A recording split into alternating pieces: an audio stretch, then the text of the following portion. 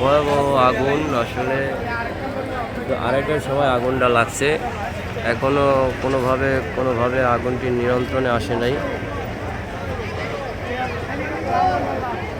দেখতেছেন আপনারা,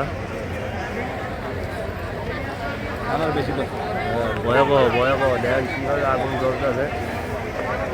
অফিসটির নাম কি ভাইয়া? আমি একটি আসলে এক কর্মচারীর সাথে কথা বলবো, আপনাদের আমি দেখানোর চেষ্টা করি। ভাইয়া আপনাকে কি বলবো?